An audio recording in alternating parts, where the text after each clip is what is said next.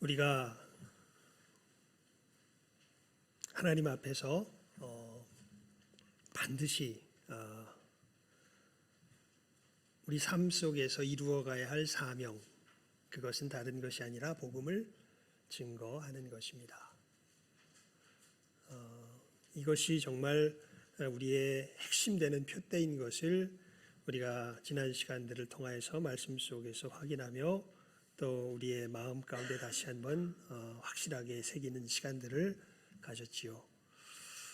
여러분, 복음을 증거한다고 할 때 다른 것이 아닙니다. 복음이 왜 복음이냐 하면 우리가 하나님 나라에 확실하게 들어갈 수 있는 길이 우리들에게 주어진 것을 알려주는 것이 바로 복음의 복음됨입니다.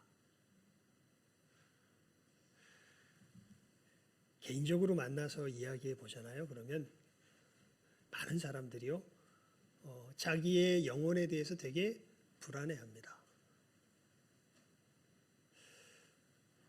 실제로 진실하게 그의 속마음을 털어놓고 물어보면 여러 가지 근심 걱정이 있지만, 내가 이렇게 해서 진실로 천국에 갈 수 있을까? 많은 사람들이요, 실제로는 가봐야 할 것 같다, 그런 생각을 많이들 합니다. 하지만 여러분, 우리가 천국에 가는 그 분명한 길이 우리들에게 열려 있습니다. 그걸 전하는 게 뭘 전하는 거냐 하면 복음을 전하는 겁니다. 왜냐하면요, 우리가 천국 갈 것에 대해서 우리들이 여타 다른 데서 들어온 모든 소식들은요, 내가 천국 가야 될 어떤 그 기반을 보증해야 되는 그런 가르침들밖에 없었어요. 너 어떻게 천국 갈 거야? 네가 열심히 해야지. 결국 네가 애를 써야 돼. 네 모습을 네가 좀 갖추어 놔야 돼. 최소한 이 정도는 갖추어야 네가 천국에 가지. 이런 가르침을 우리는 계속해서 들었고, 그 가르침 외에는 사실은 우리 주변에 없습니다. 그런데 우리 양심이 알죠. 우리 죄송합니다. 우리 뒤에 김양심 권사님이 계신데 제가 양심 얘기할 때마다 김양심 권사님이 우리 양심이 알죠. 그렇게 해서는 내가 양심도 사실은 만족하지 못한다는 것을 알기에 그래서 불안합니다. 사람들은 속일 수 있어요. 사람들은 심지어는요, 신기하게도 자기 의식까지도 속일 수 있습니다. 근데 더 깊은 데 들어가서 우리 영혼이 불안해요. 여러분, 우리 그리스도인으로서 그 종종 경험하는 경험이 뭐냐면요, 신기하게 어느 길을 걸어가는데 눈앞은 시원한데 마음이 답답할 때가 꽤 여러 있습니다. 그러니까 믿음의 사람이라면 아마 이런 경험들을 여러 번 하셨을 거예요. 그런데 정말 그때는 희한하게 기도가 돼요. 이상하다. 다 내가 볼 때는 이거 다 맞는 것 같은데 뭔가 마음이 캥겨요. 그래서 기도하기 시작합니다. 그러면 하나님께서 알지 못했던 것을 보여주실 때가 많이 있습니다. 또 어떨 때가 있냐면 하나님의 약속의 말씀이 분명해서 거기로 걸어가야 된다라는 것은 뭐 너무나 분명한데, 확실한데 너무 막막해요. 그 길을 걸어가려고 하는 것이. 근데 도무지 부인할 수가 없습니다. 그래, 저렇게 가는 것이 하나님 앞에 내가 걸어가야 될 길이지. 근데 너무 막막하다. 여러분, 이게 이제 진짜 우리가 믿음 안에서 하나님을 만난 다음에 우리가 경험하게 되는 여러 경험의 상황들이 되지요. 그렇게 되면서 그런 부분들을 실제로 우리가 체험하게 됩니다. 뭐냐면 이게 내가 펼쳐가는 삶이 진정한 삶의 어떤 길이 아니라 나를 넘어서 있는 하나님께서 나를 붙들어 주시고 나를 인도하시는 이 삶을 따라가는 것이야말로 이것이 진정한 삶이구나라는 것을 우리가 그러한 체험 속에서, 그러한 경험 속에서 알게 되는 것이지요. 이게 구원의 역사가 일어날 때 이 체험을 가장 먼저 하는 셈이 되는 것입니다. 사실은 무엇이냐면요, 그 예수님을 만나기 전에는 어떻게 해서든지 결국에는 내 삶의 당당함을, 내가 하나님 앞에 서야 할 서게 쓰도록 하는 당당함을 누가 보증해야 됐었냐 하면 내가 보증했었어야 돼요. 내가. 그러면 우린 자신이 없습니다. 어느 누구도요, 하나님 앞에 내 스스로의 힘으로 설 수 있는 것을 자신 있게 설 수 있는 사람이 아무도 없습니다. 그런데 복음은 뭘 전해주는 것이냐면 우리가 하나님 앞에 쓸 수 있는 그 당당함을 누가 보증해 주셨다. 하나님께서 친히 보증해 주셨다는 거예요. 이제는 내가 하나님 앞에 의롭게 세는데 그 당당함을 누가 보증할 필요 없어요. 내가 보증할 필요 없어요. 누가 보증해 주세요? 하나님께서 보증해 주세요. 그게 우리 지난 시간에 그렇게 말씀 속에서 우리가 지지난 시간과 계속해서 반복하여 다루었던, 이제는 율법 외에 하나님의 한 의가 나타났으니, 하나님께서 우리의 보증이 되신다고. 그래서 죄사함은 뭐가 아니라 뭐라고요? 삭시 아니라 선물이라고요. 우리가 하나님 앞에 의롭고 당당하게 되는, 우리가 하나님 나라에 들어가는 것은 우리가 수고하여 얻어내야 할 대가가 아니라 이것을 수고해서 얻어낼 수 있는 사람이 없습니다. 하나님께서 주시는 선물을 받음으로 말미암아 우리에게 임하게 되는 것이라는 것. 이것을 알려주는 것이 뭘 알려주는 거예요? 복음을 알려주는 거예요. 이게 복음이에요. 그래서 이제는 어떤, 우리 257장 찬송했잖아요. 거기 보면 어느 누구나 어떻게 해요? 주께 나와라. 어서 와서 주의 말씀 들어라. 조건이 있습니까? 없습니까? 그 점에 있어서는 죄의 경중에 있어서 조건이 있습니까? 없습니까? 없습니다. 어느 누구나 주께 나오면 됩니다. 제가 요즘 이제 이 전도에 대해서 여러분과 함께 나눠야 되기 때문에 그러한 부분에 이제 책들을 계속해서 찾아서 읽어가는 가운데 있는데요. 그러면서 이제 하나님께서 새롭게 만나게 한 목사님이 리 스트로벨입니다.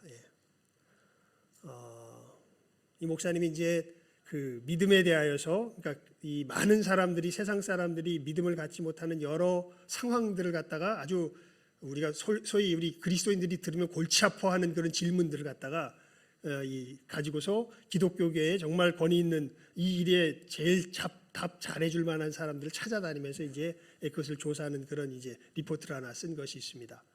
거기 보게 되면은 이런 식의 이제 질문을 하는 부분이 나와요. 뭐냐면, 아니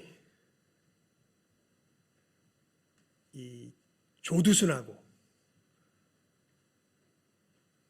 이혜인 수녀님하고, 만약에 이혜인 수녀님이 예수를 믿지 않고 죽고 조두순이가 예수를 믿고 죽었다면, 그러면은 조두순이는 천국 가고 그 수녀님이 저기 지옥 가는 것이 그것이 합당하다는 말입니까?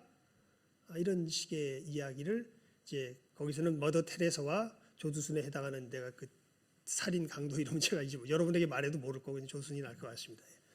그것을 비교하면서 그런 식으로 기독교의 이 또 가르침을 가르치는 또 권위 있는 그 신학자에게 물어보는 것을 보게 됩니다. 그러니까 우리들 속에는요 아주 뿌리 깊게 무엇이 내재되어 있냐면 우리 스스로 갖추어지는 의로서 하나님 앞에 서는 것에 대한 것이 아주 뿌리 깊게 내재되어 있습니다. 근데 여러분, 지금 우리가 이야기한 이 이야기 속에서 선하고 악한 것을 판단하는 그 판단의 잣대가 누구에게 있습니까? 우리 자신에게 있죠. 근데 그 우리 자신도 깊이 들어가 보면 이 선과 악을 판단하는 것이 누가 아니라, 내가 아니라 내 양심 속에서 역사는 누군가가 계신 것을 알죠. 여러분, 그 누군가가 누구세요? 하나님이시죠. 그 하나님의 보시기에는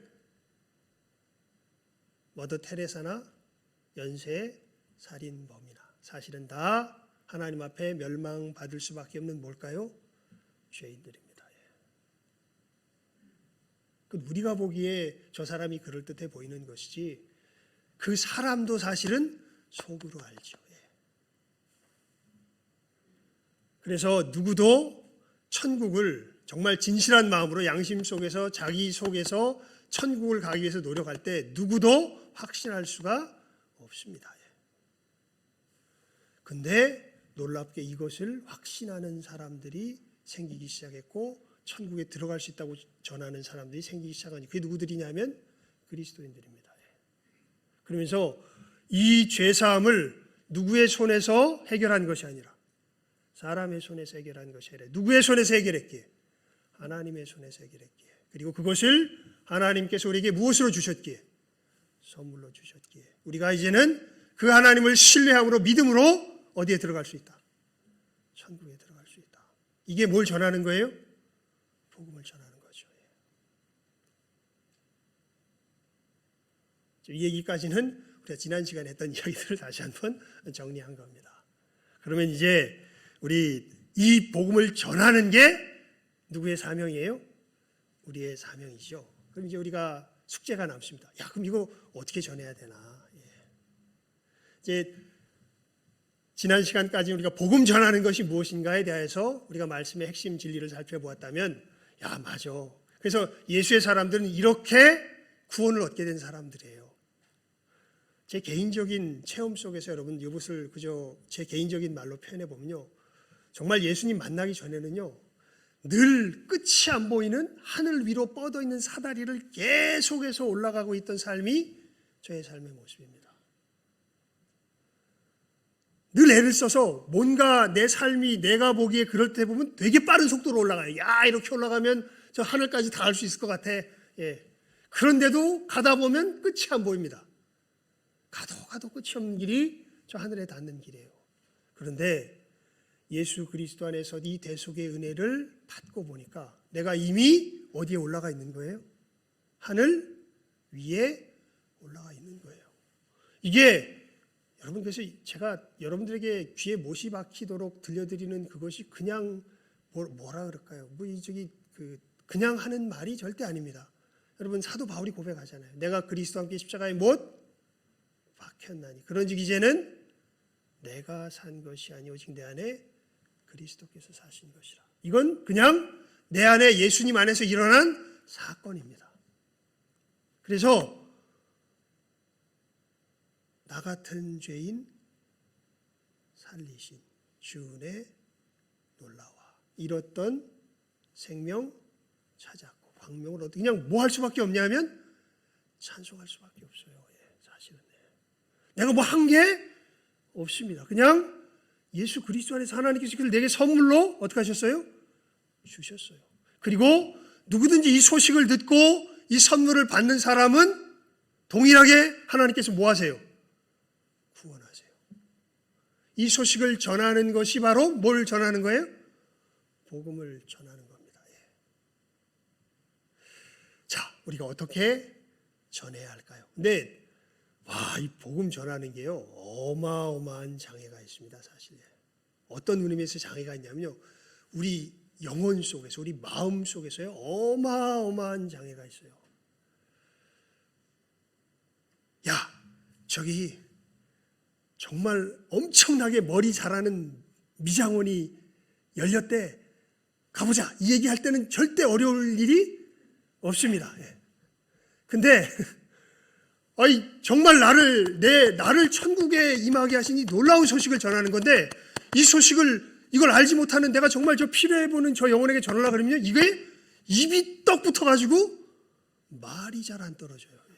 어떻게 전해야 될지도 잘 모르겠습니다. 그래서 이제 우리가 하지만 이것을 전하는 것이 어떻게 보면 우리의 사명이고요. 이것을 어떻게 전하며 나아갈 것인가 하는 것을 이제 우리가 말씀 속에서 바라보며 그 본을 보며 훈련하며 나아가는 것이 올해 우리가 하나님 앞에서 결심한 바고 한 걸음 한 걸음 걸어가는 바가 되는 것이죠. 여러분, 우리가 어떻게 이 복음을 전할 수 있을까요? 여기에 대해서 거두절미하고 오늘 인사를 생각하면 됩니다. 인사가 뭡니까? 직진입니다. 이게 뭔 얘기냐면요,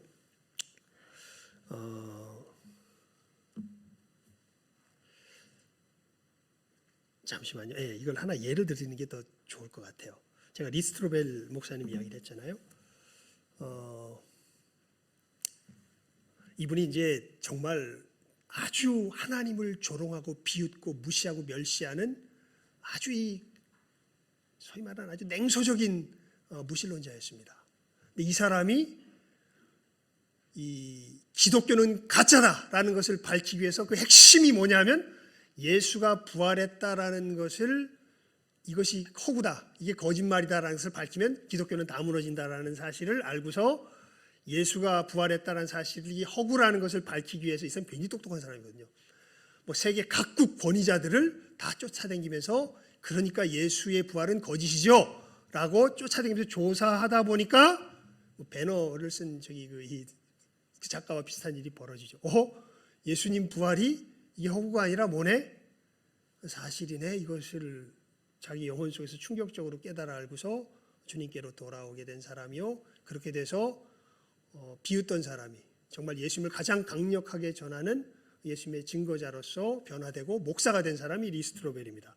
그래서 리 스트로벨이 이제 교회에서 세례를 줄 때 벌어진 일이에요.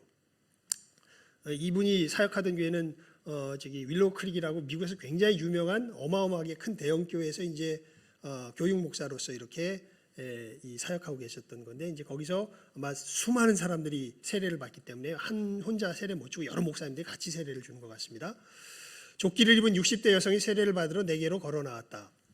여자의 곁에는 2살 더 많아 보이는 억센 남자가 서 있었다. 건설 현장 노동자처럼 보였고 거죽 같은 피부에는 선명한 줄이 깊게 새겨져 있었다. 못질을 할 때 망치가 없어도 맨주먹으로 충분히 해낼 만한 그런 남자였다.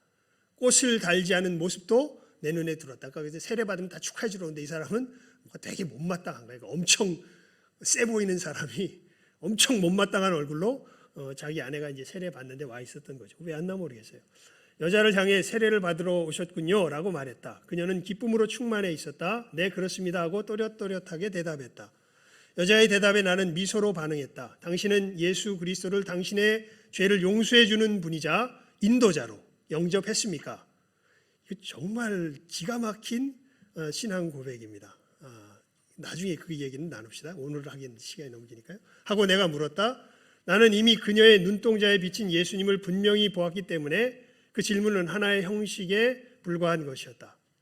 그녀는 열정적으로 고개를 끄덕이며 온 마음으로 라고 대답했다. 나는 그녀에게 막 세례를 주려는 순간에 그녀 곁에 서 있는 그 남자를 쳐다보았다.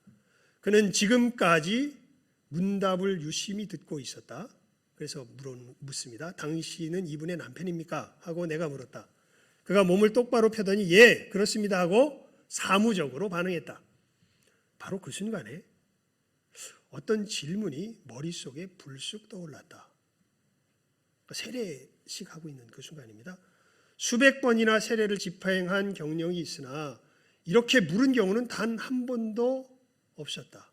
그러나 누군가에게는 뻔해 보이는 질문이었을 것이다. 그래서 나는 성실하고 배려 깊은 어조로 그에게 당신은 당신의 인생을 예수님께 드렸습니까? 라고 물었다. 세례 주다가 갑자기 그 사람 보고서 뭔가가 자기 속에서 하나님께서 어떤 그런 강한 감동을 주시니까 당신은 당신의 인생을 예수님에게 드렸습니까? 라고 물었다. 그는 놀란 표정을 지었고 마음이 상한 듯이 보였다. 지극히 짧은 순간 나를 노려보았다. 그 후 그의 얼굴이 고통스러운 표정으로 일그러졌고 나는 무슨 일이 일어날지 종잡을 수 없었다. 나를 주먹으로 칠지도 모른다고 생각했다. 그런데 갑작스럽게 눈물을 쏟아내더니 어깨를 들썩이며 크게 통곡을 하면서 숨을 헐떡거리는 것이었다. 아니요, 그러지 않았습니다 하고 흐느껴 울면서 겨우 말을 내었다. 하지만 지금 당장 그러고 싶습니다. 내 양무릎이 서로 들러붙어 꿈쩍도 하지 않았다. 눈앞에 벌어지는 광경을 도무지 믿을 수 없었다. 이제 어떻게 해야 할지 도움을 구하기라도 하듯 예배당을 둘러보았다. 그러면 좋습니다 하고 마침내 입을 떼었다.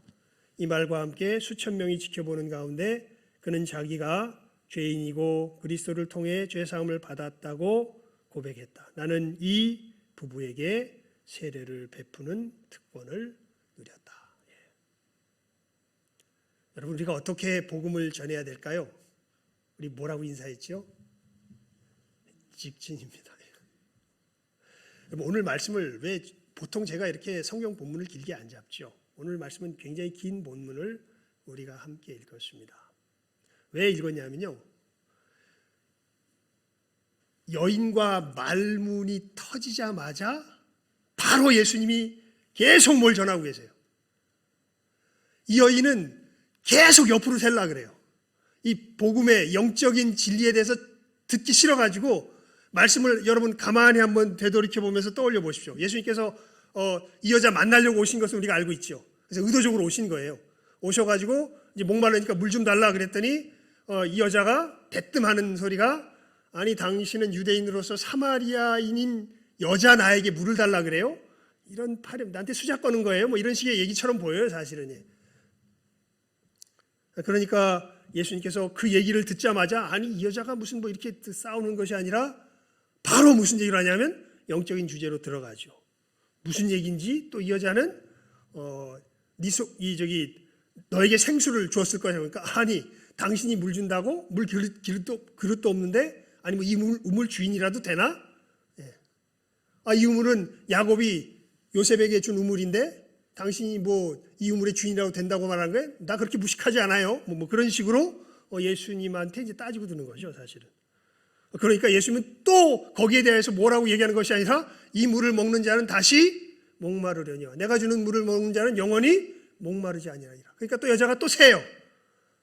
아이고 그런 물 줘서 지금 내가 여기 물 좀 깃지 않게 해주세요. 이렇게 물어보죠. 그러니까 예수님께서 또 다시 뭐라 그러세요? 네 남편을 불러와라. 그때부터 이제 위축되기 시작합니다. 그러면서 또 이제 앞까지는 적극적으로 공세를 폈다면 지금은 도망가면서 피해갑니다. 이 주제를. 나 남편 없어요. 네 남편이 없다는 말이 맞다. 5이나 있었지만 지금 사는 여자도 네 남편. 이게 무슨 얘기냐면요, 해석하기 나름인데 이것을 뭐 요즘 좋게 해석하는 그런 해석의 어떤 이 부류도 있는 것 같은데, 저가 읽어보기에는 옛날 고전적 해석이 더 바른 해석으로 보입니다.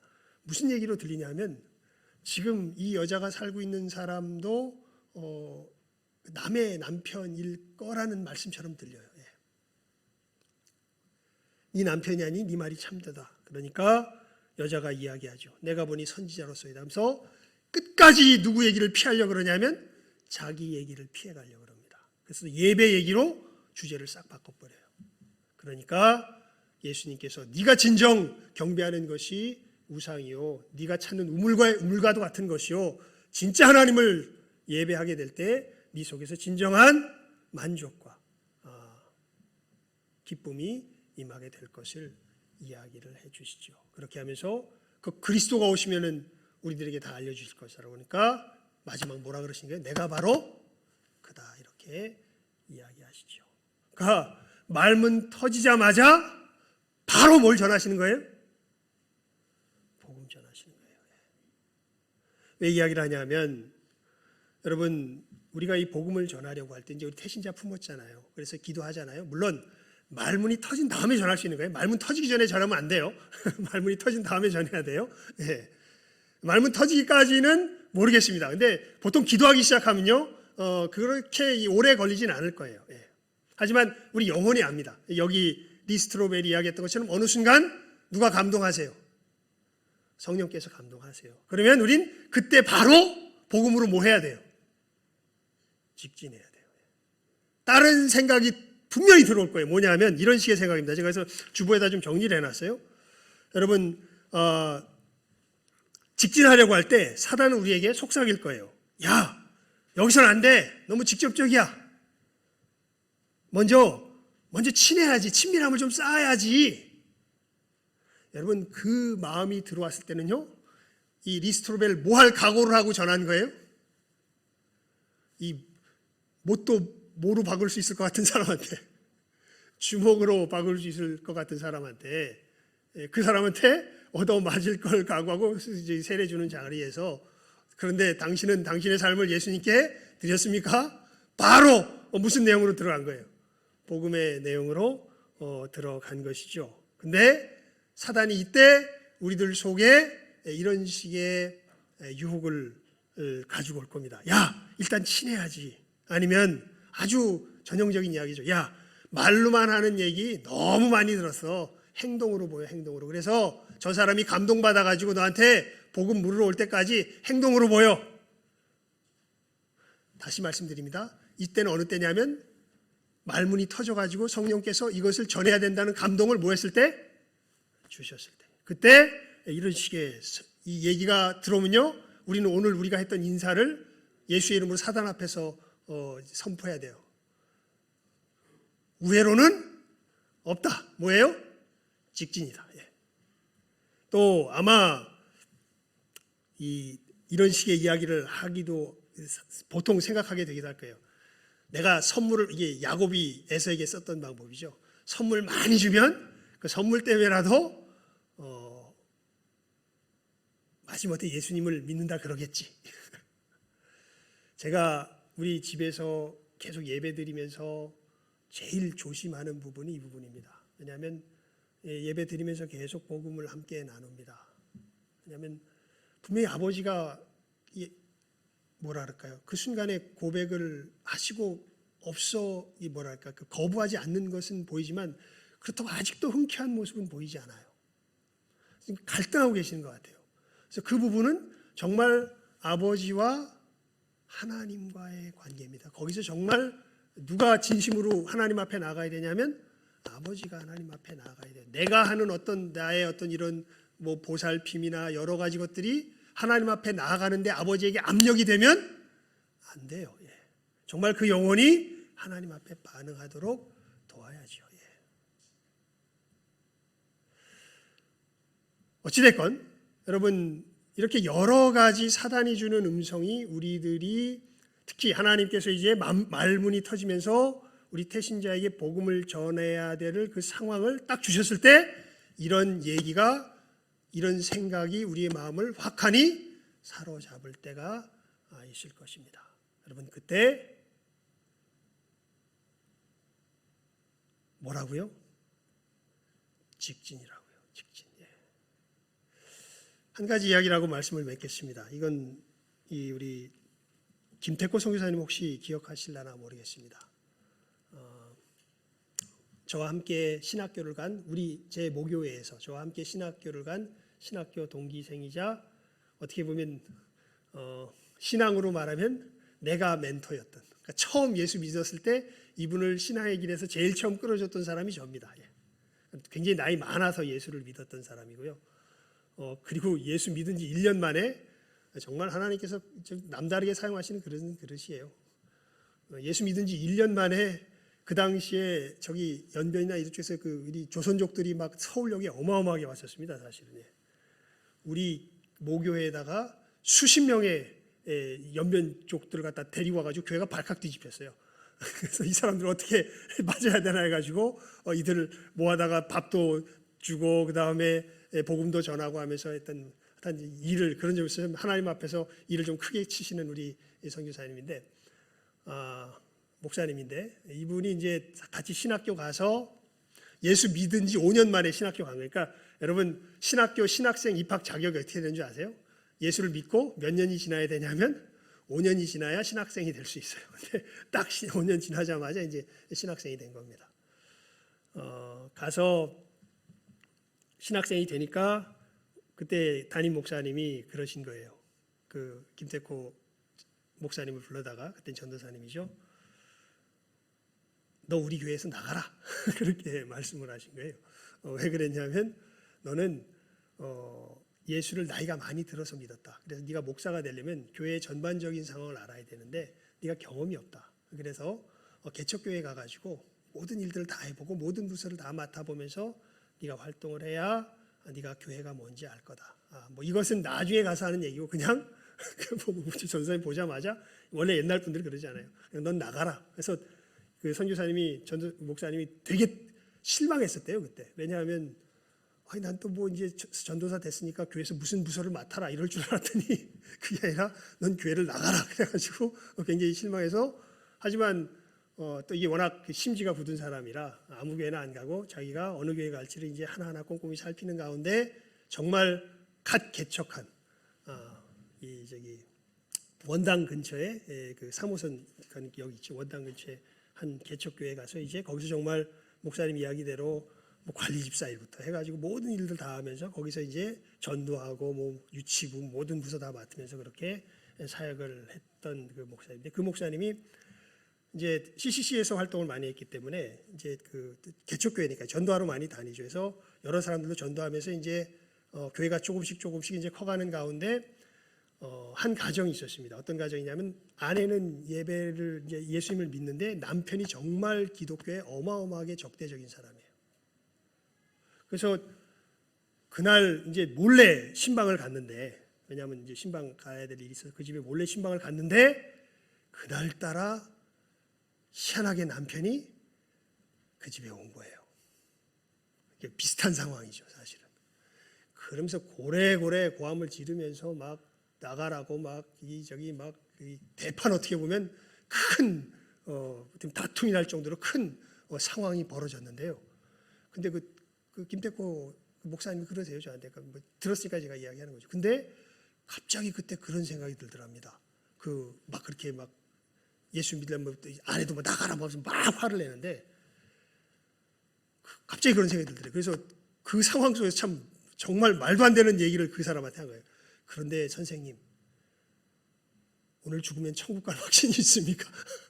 이 얘기를 고래고래 화를 내는 그 사람한테 했던 거예요. 그랬더니 아까 이야기했던 똑같은 상황이 벌어졌다 합니다. 이분이 갑자기 화내는 것을 그치더니 아니라고, 나도 천국 갈 확신은 없다고. 그리고 나서 거기서 복음을 전할 수 있게 됐고, 이 사람이 이제는 거기서 돌아와서 그 가족이 예수님께로 돌아오는 그런 역사가 있었다고. 자기가 잘하고 이런 게 아니라 그냥 그게 너무 이상하죠. 그러니까 성령의 역사하심이죠. 그 상황에서 무슨 생각을 주세요? 아까 리스트로벨처럼 그 마음을 주시는 거예요. 아, 저 사람에게 뭘 전해야 되겠구나. 복음을 전해야 되겠구나. 그래서 그 눈에 보이기에는 저 사람한테 전했다간 저 못을 주먹으로 때릴 만한 저 주먹으로 한 대 맞을 것 같은데 라는 생각이 들지만, 하나님께서 마음 주시니까, 직진하니까 어떤 역사가 벌어져요? 복음의 역사가, 구원의 역사가 그 가운데서 벌어지게 되는 것이죠. 여러분, 어떻게 보면 이 부분에 있어서는 굉장히 단순합니다. 여러분, 우리가 복음을 전해야 되는데 어떻게 전해야 돼요? 하나님께서 그 사람을 만나서 마음 주실 때 분명히 사단은 우리에게 뭔가 다른 게 더 필요해 라고 우리를 지연시키려고 할 거예요. 그때 바로 뭐 해야 돼요?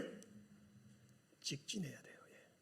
그때 바로 뭘 전해줘야 돼요. 물론 유창하지 않을 수 있어요. 하지만 내가 알고 있는 대로, 아까 뭐 이 사람이 뭐 특별한 말 한 거 아니잖아요. 당신의 삶을 예수님께 드렸습니까? 또 뭐 김태포 선생님 특별한 말 한 거 아니잖아요. 당신 오늘 죽으면 천국 갈 수 있겠습니까?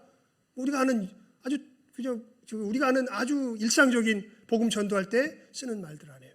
그것을 담대하게 전했을 때 하나님께서, 성령께서 역사하시면서 이 사람이 복음을 듣게 되고 주님께로 돌아오는 역사가 일어나게 되는 것. 이번에 있는 그 1, 2, 3, 4의 이야기는 우리가 하나하나 좀 자세하게 다뤄가야 될 것입니다. 하지만 오늘은 그냥 이것은 이제 오는 시간들을 통해서 하나하나 다뤄가고요. 하지만 오늘은 분명하게 알아야 됩니다. 이 복음이 뭔지 우리가 확실히 알고 복음 전할 때는 어떻게 해야 된다? 직진해야 된다. 우회로로 돌아가면 안 된다. 하나님께서 분명히 말문을 여셔서 기회 주셨을 때는 결과는 다 하나님께 맡기고, 물론 죄송합니다. 한 얘기만 더 할게요. 왜냐하면 이 우회로가 뭐랄까 그 사람이 믿지 않을 수도 있는 부분이 있어요. 뭐냐면 이 리스트로벨이 이제 아직 목사가 안 되고 이제 신문사에서 예수를 믿으면서 이제 신문사 기자 일을 계속할 때의 일입니다. 갑자기 하나님께서요, 이 영업부에 가서 한 무신론자 친구를 부활절 예배에 초대하라고 말씀하시는 것 같은 강력한 어떤 이런 감동이 있는 거예요. 그래가지고 뭔가 극적인 일이 발생할 것 같은 어떤 그 예감이 막 내 속에서 드는 거예요. 그래서 영업부 사무실에 들어가서 그 친구가 있는 것을 보고 이제 이때가 완벽한 기회다 싶어가지고 그 사람한테 가서 야, 우리 부활절 예배 때 아내랑 같이 우리 교회 가자라고 이렇게 이제 청을 하는데 한마디로 거절해 버립니다. 그래서 영혼의 문제에 약간이라도 관심이 있는지 묻는데 또 단호하게 잘라버립니다. 관심 없다고. 혹시 하나님에 관해 말하고 싶은 것이 있냐고 묻자 다시 부정적인 답변이 들어옵니다. 부활이 얼마나 중요한 사건인지 자기가 알았으니까요. 설명해 주는데도 전혀 관심이 없습니다. 자기가 전도할 때 쓰는 말이 다 떨어지니까 이제 당황하기 시작했습니다. 그래서 하나님한테 원망스러웠죠. 아니 왜 이 사람한테 얘기하라고 그랬으면서 왜 이렇게 이 사람 무관심하고 냉담할까? 그래서 그냥 마지막으로 더듬거리면서 뭐 혹시 궁금한 게 생기면 언제든지 나를 찾아와라고 밖으로 나와갖고 이 사람은 어떻게 됐는지 그 다음엔 몰라요. 근데 몇 년이 흐른 다음에 시카고 근교에 있는 윌로우 크릭 교육에서 교육 담당 목사로 있을 때 한 중년 남자가 자기를 찾아와서 악수를 청합니다. 그러면서 당신이 내 인생에 미친 영적 영향력에 감사합니다 하고 말합니다. 근데 이 사람은 정작 누군지 몰라요. 그래서 누구시죠? 물어봤더니 자기 얘기를 하는데 자기는 돈도 한 푼 없고 직장도 잃고 그래가지고 정말 힘들었는데 어떤 친구의 도움을 받아서 신문사를 운영하는 친구에게 전화를 해서 일거리가 혹시 없냐 그랬더니 친구가 너 타일 깔 줄 알냐? 그래서 타일 깔 줄 안다 그랬더니 그럼 우리 신문사 와가지고 타일 좀 깔아라 해가지고 타일을 깔고 있는데 그 자리에 리스트로벤한테 보이진 않았지만 이 무신론자 기자에게 이야기하고 있던 그 자리에 누가 있었냐면 이 사람이 함께 있었던 거예요. 그리고 이 리스트로벨의 이야기를 듣고 이 사람이 자기 아내와 교회에 가서 예수님을 믿게 되고 이 사람이 이제 수년이 흐른 다음에 리스트로벨이 목사가 돼서 거기에 나와 있으니까 당신이 전해준 그 말씀 때문에 제가 예수를 믿게 되었습니다 라고 하는 그런 간증의 역사가 또 있었던 것이죠. 그래서 여러분 결과는 어떻게 될지 아무도 모릅니다. 하나님 그렇게 감동 줘도 그 사람이 돌아올 줄 알았더니 이 사람이 아니라 전혀 엉뚱한 사람이 돌아오는데 하나님 사용하실 수도 있고 이 사람은 그래서 이리스도벨이 그래요. 그 친구 동료 기자는 아직도 예수님을 안 믿는 것 같다. 내가 알아본 바에 의하면 그 사람에게는 아직도 그 문이 안 열렸던 것을 이야기하죠. 그러니까 모릅니다, 여러분. 우리가 어떻게 될지 모르지만 하지만 하나님께서 무엇 주실 때 감동 주실 때 그래서 그 사람을 만나게 하셨을 때는 복음으로 바로 뭐 해야 된다고요?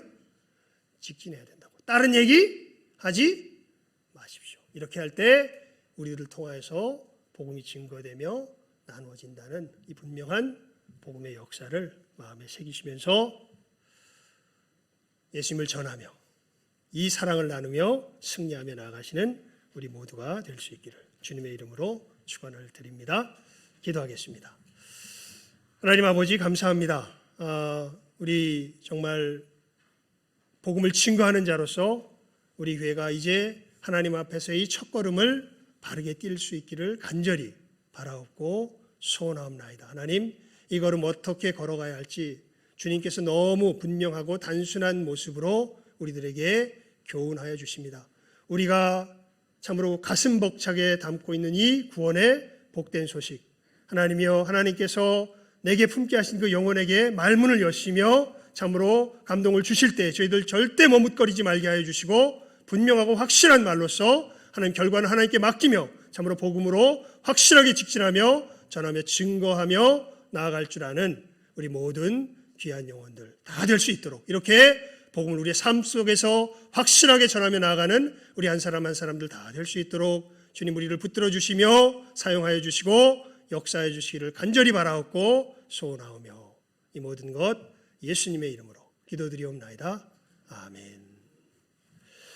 우리 258장 찬송드리며 준비한 예물 드리도록 하겠습니다.